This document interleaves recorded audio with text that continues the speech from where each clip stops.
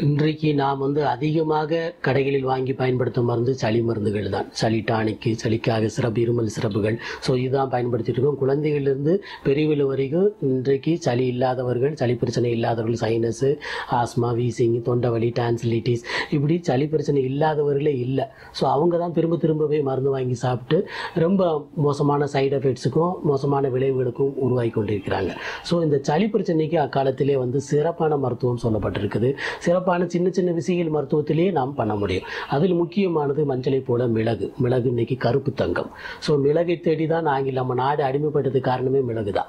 So மிளகை தேடி தான் இன்னைக்கு வந்தாங்க. அவங்க சூப்புக்கு மிளகு தேடி தான், நம்மளுடைய ஸ்பைசிஸ் தான் இன்னைக்கு அதெல்லாம் வெளிநாட்டுக்கு ஏற்றுமதி பண்ணிட்டு நாம் குப்பைகளை தான் பயன்படுத்தி கொண்டிருக்கிறோம். ஸோ அதனால் இந்த மிளகை எவ்வாறு பயன்படுத்துவது? சும்மா மிளகு எடுத்து பொரியல பாலில் சாப்பிட்டு சளி ஒன்றும் குறையல சார், திரும்ப நான் ஆன்டிபயோட்டிக் போடுறேன் சார். இந்த தேவையற்ற ஆன்டிபயோட்டிக் போடுவது சாப்பிடுவது மிக மிக மோசமான விளைவில் கொண்டு தான் விடுமே தவிர அதனால் எந்த பலனும் உங்களுக்கு கிடைப்பதில்லை. சாதாரண சளி இயல்பாக ஒரு பழமொழி உண்டு, சளி பிடிச்சதா மருந்து சாப்பிட்டேன்னா 7 நாளில் சரியாயிடும், மருந்து சாப்பிடலைன்னா ஒரு வாரத்தில் சரியாயிடும். ஸோ சாதாரணமாக சரியாகக்கூடியது இது நம்ம நாட்டு பழமொழி இல்லை, இங்கிலாந்து பழமொழி. ஸோ அங்கேயே மருந்து கொடுக்கக்கூடாது, மருந்து தேவையில்லை அப்படிங்கிற சூழ்நிலையை தான் உருவாக்கி வச்சிருக்கிறாங்க.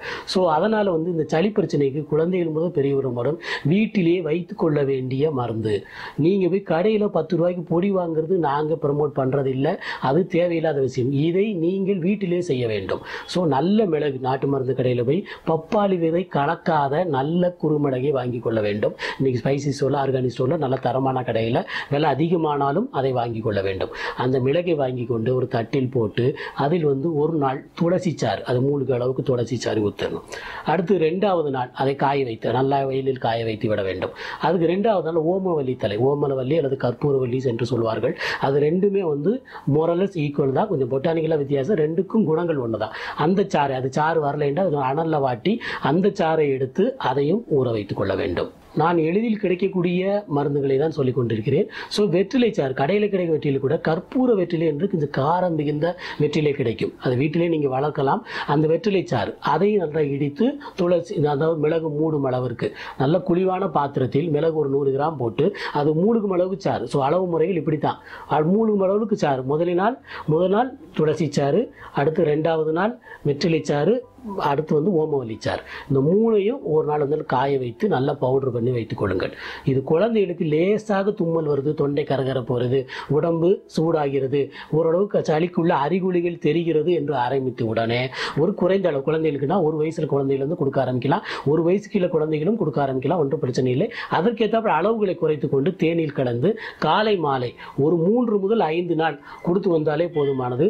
தொண்டை சளி, தொண்டையில் கவம், மூக்கில் நீர் வடிதல், மூக்கடை, நெஞ்சு சளி அத்தனையுமே குணமாகும். சுரமும் ஃபீவரும் வராமல் தடுக்கும். ஸோ இந்த மருந்து உங்கள் வீட்டில் கண்டிப்பாக இருக்க வேண்டிய மருந்து. பெரியவர்களுமே அடிக்கடி தொண்டை கரகரப்பு உள்ளவர்கள், தொண்டை 10 மிளகு இருந்தால் பகை வீட்டிலையும் சாப்பிடலாம். ஸோ விஷ முறிவுக்கும் இந்த மிளகு பயன்படும், வெற்றிலையும் பயன்படும். அதாவது தோல் நோயுமே இந்த மிளகு பாதுகாக்கும்.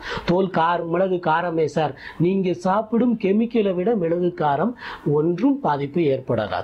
ஸோ இதை வீட்டில் பவுடர் செய்து பெரியவர்கள் 1 கிராம் அளவு, காலையில் 1 கிராம், சாயந்தரம் 1 கிராம் உணவுக்கு முன்னில் தேனில் கலந்து சாப்பிட்டால் தொண்டை கரகரப்பு, மூக்கடைப்பு, சளி, தலைவலி முதற்கொண்டு முற்றிலுமாக குணமாகும். தலைவலிக்கு இதோட சேர்த்து ஆவி பிடித்தால் எந்த மருத்துவமும் அவசியம் இல்லை. ஸோ அதனால் வீட்டில் குழந்தைகள் முதல் பெரியவர்கள் அனைவரும் வைத்திருக்க வேண்டிய மிளகு சூரணம். இதற்கு பேர் கற்ப மிளகு சூரணம். அதாவது மிளகு கற்பம் போல், காய்கற்பம் போல் பயன்படுத்தக்கூடியது. சளி நோய்கள் அத்தனைக்கு, வயதானவங்களுக்கு வறட்டுருமல் இருந்து கொண்டே இருக்கும், தொண்டையில் கபம் கட்டி கொண்டு இருக்கும், அதற்கு இது சிறப்பான மருந்து. ஓமவல்லியும் மிளகுமே இன்னைக்கு டான்சிலைட்டிஸ் வராமல் தடுக்கக்கூடிய மருந்து. இந்த மருந்தை தொடர்ச்சியாக பயன்படுத்தினால் சைனஸ், டான்சிலைட்டில் அத்தனையும் முற்றிலுமாக குணமாக்கும்.